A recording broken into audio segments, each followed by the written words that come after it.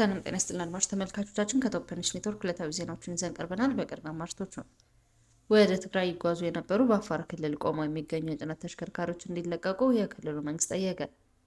የውጭ ሀገር ስራ ስምሪት አዋጅ በ4 ዓመት ውስጥ ለሁለተኛ ጊዜ ተሻሻለ። የመንግስታቱ ድርጅት የኤርትራ መንግስት በዜጎቹ ላይ እየፈጸመ ያለው የሰብአዊ መብት ጥሰትን እንዲያወግዝ ሲፒጄ እና ሌሎች 31 መንግስታዊ ያልሆኑ ተቋማት ጥሪ ያቀረቡ። አይኤምኤፍ ለኢትዮጵያ ከሚሰጠው ብድር ውስጥ $260 ሚሊዮን ሊለቅ ነው።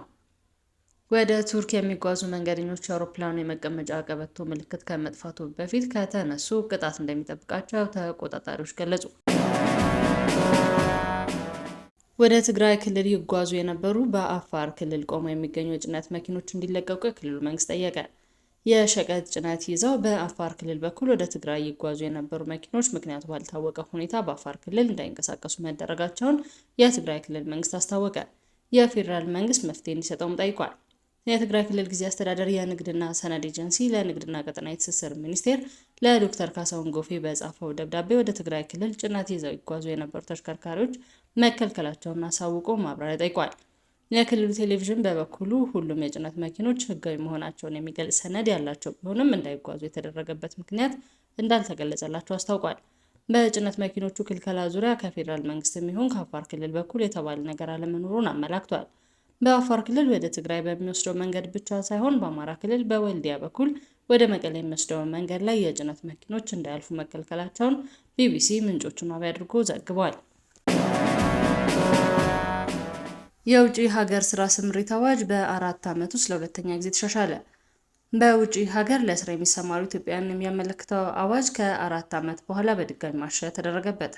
የአዋጅ ማሻሻያው በውጭ ሀገር ለስራ የሚሰማሩ ዜጎች መብታቸውን፣ ደህንነታቸውንና ክብራቸውን በዘላቂነት መጠበቁን ለማረጋገጥ እንዲያስችል ሆኖ የተዘጋጀ ነው ተብሏል።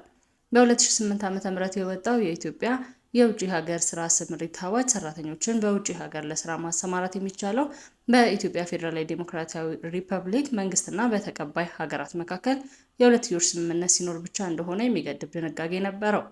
በ2013 ዓ.ም የጸደቀው የዚህ አዋጅ ማሻሻያ በበኩሉ በውጭ ሀገራት የሰለጠነ የሰው ኃይል ለሚፈለግበት ስራ ተጨማሪ 2 የስምምነት አማራጮችን አካቷል።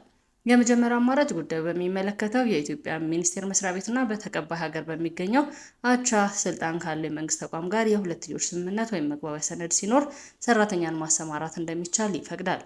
ሚኒስቴር መስሪያ ቤቱ ተመሳሳይ ስምሪት በውጭ ሀገር ከሚገኝ እውቅና ካለው አሰሪ ኩባንያ ጋር ከፈጸመ ኢትዮጵያውያን ሰራተኞችን መላክ እንደሚቻል በአዋጁ ማሻሻያ ተደንግጓል። የሰለጠነው የሰው ኃይል የሚሰማራበት ስራ አፈላልጎ ያገኘ ኤጀንሲ በተቀባይ ሀገር መንግስት እውቅና ካለው ቀጣሪ አሰሪ ኩባንያ ጋር የስራ ስምሪት ስምምነት እንዲፈጽም ጉዳዩ የሚመለከተው ሚኒስቴር መስሪያ ቤት ሊፈቅድ እንደሚችል በ2013ቱ የአዋጅ ማሻሻያ ላይ ተቀምጧል። የመንግስታቱ ድርጅት የኤርትራ መንግስት በዜጎቹ ላይ እየፈጸመ ያለውን የሰብአዊ መብት ጥሰት እንዲያወግዝ ሲፒጄ እና ሌሎች 31 መንግስታዊ ያልሆኑ ተቋማት ጥሪ ያቀረቡ። በሀገሪቱ ላይ እየተካሄደ ያለው የሰብአዊ መብት ጥሰት ምርመራ እንዲያስቀጥል ጠይቀዋል። ዓለም አቀፍ የጋዜጠኞች መብት ተሟጋችን ጨምሮ 31 መንግስታዊ ያልሆኑ ድርጅቶች የተባበሩት መንግስታት ድርጅት የሰብአዊ መብቶች ምክር ቤት በኤርትራ እየተፈጸሙ ያሉ ከባድ የሰብአዊ መብት ጥሰቶችን እንዲያወግዝ ጥሪ አቅርበዋል። በሀገሪቱ ላይ የሚካሄደው ምርመራ እንዲቀጥልም ጠይቀዋል። ድርጅቶቹ በኤርትራ እየተፈጸሙ ነው ብለው ከዘረዘሯቸው ሰብአዊ መብት ጥሰቶች ውስጥ በዘፈቀደ የሚደረጉ ስርዓቶች፣ ያለ ፍርድ ቤት ትዕዛዝ ጋዜጠኞችን ለእስር መዳረግ፣ ፍትሐዊ የፍርድ ቤት ሂደትን መጣስ፣ ማሰቃየትና በሀገር ውስጥ ተቃዋሚዎች ላይ የሚፈጸም ጥቃቶች ይገኙበታል። የኤርትራ የሰብአዊ መብት እንዲመረመር የተቋቋመው ኮሚቴ በቀጣይ ሐምሌ ወር የስራ ጊዜው እንደሚጠናቀቅ የጠቆሙት ድርጅቶቹ ምክር ቤቱ በመጪው ሰኔ ወር ላይ በሚደረገው ስብሰባ የኮሚቴው የስራ ጊዜ እንዲራዘም ጠይቀዋል። ሲፒጄ በጎርጎሮሳውያኑ ታህሳስ 1 2024 ባወጣው የቅርብ ጊዜ ዓመታዊ ዓለም አቀፍ የጋዜጠኞች እስር ጥናት መሰረት ኤርትራ ከሰሃራ በታች ካሉ የአፍሪካ ሀገራት የጋዜጠኞች እስር ቤት ሆና መቀጠሏን የጠቆመ ሲሆን 16 ጋዜጠኞች ያለ ክስ ወይም ያለ ፍርድ ቤት ታስረው እንደሚገኙ አመላክቷል። ከእነዚህም ውስጥ 13ቱ የጎርጎሮሳውያኑ 2000 ወይም ከ2001 ጀምሮ በእስር ላይ ይገኛሉ ተብሏል። በፈረንጆቹ 2024 የኤርትራ የሰብአዊ መብት ሁኔታ የሚያየው ኮሚቴ እንዲመሩ የተሰየሙት መሐመድ አብዱል ሰላም ባኪር በሀገሪቱ ውስጥ ስላለው የዘፈቀደ እስራትና አስገድዶ መሰወር ስጋታቸውን ገልጸው በኤርትራ በእስር ላይ የሚገኙ ጋዜጠኞች በዓለም ላይ ረጅም ጊዜ የታሰሩ ጋዜጠኞች መሆናቸውን አስታውቀዋል። IMF ለኢትዮጵያ ከሚሰጠው ብድር ውስጥ $260 ሚሊዮን ሊለቅ ነው።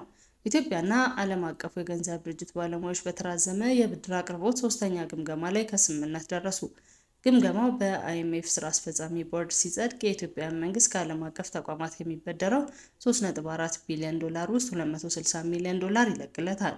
የIMF ቦርድ ግምገማውን ከማጽደቁ በፊት የኢትዮጵያ መንግስት ከይፋዊ አበዳሪዎች ጋር የመግባቢያ ስምምነት ላይ ይደርሳል ተብሎ ይጠበቃል። ይህ ዛሬ አርብ ግንቦት 22 2017 ይፋ ያደረጉት ከሁለት ወር ገደማ በፊት ወደ አዲስ አበባ መጥቶ የነበረው የIMF ባለሙያዎች ቡድን የመሩት አልቫሮ ፒርስ ናቸው። ወደ ቱርክ ከሚጓዙ መንገደኞች የአውሮፕላን የመቀመጫ ቀበቶ ምልክት ከመጥፋቱ በፊት ከተነሱ ቅጣት እንደሚጠብቃቸው ተቆጣጣሪዎች ገለጹ። የቱርክ ሲቪል አቪዬሽን ባለስልጣን ትዕዛዙን ያስተላለፈው ከተሳፋሪዎች ቅሬታ ከደረሰው በኋላ መሆኑን አስታውቋል። ሕጎቹ በዚህ ወር መጀመሪያ ላይ ተግባራዊ ሆነዋል። ባለስልጣኑ ሕጎቹ የተላለፉት ቅጣቱ ምን እንደሆነ በመመሪያው ውስጥ ባይጠቅስም $70 ገደማ እንደሆነ የቱርክ ሚዲያዎች ዘግበዋል። እንዲህ አይነት ክስተቶች በከፍተኛ ሁኔታ መጨመራቸውን ያስጠነቀቀው ባለስልጣኑ አውሮፕላኑ ከማረፉ በፊት ከመቀመጫው ላይ ያለውን የሻንጣ ማስቀመጫ በርካታ መንገደኞች እየከፈቱ ነው የሚል በርካታ ቅሬታዎች ደርሰውኛል ብለዋል። ቱርክ በዓመት በ10 ሚሊዮን የሚቆጠሩ ቱሪስቶችን ታስተናግዳለች። አየር መንገዶች በበረራዎቹ የውስጥ ማስታወቂያዎች ትዕዛዙን ማስተላለፍ እንደሚገባቸውና ይህንን ተላልፈው የሚገኙ ማሳወቅ እንደሚገባቸውም የአቪዬሽን ባለስልጣኑ ተናግሯል። ተሳፋሪዎች የመቀመጫ ቀበቷቸውን ምልክቱ እስኪጠፋ ድረስ እንዳይፈቱ እንደተነገራቸውና መቀመጫው ላይ ያለውን የሻንጣ ማስቀመጫ ከመክፈት ይታቀቡ ተብሏል። እነዚህ ሕጎች የማይከተሉ መንገደኞች ለባለስልጣኑ ሪፖርት ሊደረግ ይገባልም ብሏል። ብሔራዊ የቱርክ አየር መንገድ የበረራዎች ማስታወቂያ እንዳሻሻለው ዩሮኒውስ ዘግቧል። በሕጎቹ የማይመሩ መንገደኞች ረብሻ በመፍጠር ለሲቪል አቪዬሽን ዳይሬክቶሬት ሪፖርት ይደረጋሉ፣ በሕጉ መሰረትም አስተዳደራዊ ቅጣት ይጠብቃቸዋል የሚል ማስጠንቀቂያ በበረራ አስተናጋጆች መነገሩን ሚዲያው ዘግቧል። አድማጭ ተመልካቾቻችን ከቶፕ ኒውስ ኔትወርክ ለዕለቱ የያዝናቸው ዜናዎች እነዚህ ነበሩ። መልካም ቆይታ